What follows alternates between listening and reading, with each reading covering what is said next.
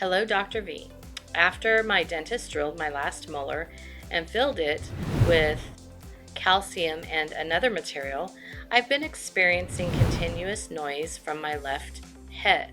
You probably had a temporary filling your dentist might have put in, and it is very possible, depending on how old the filling is, there is a very good possibility the filling may be even moving.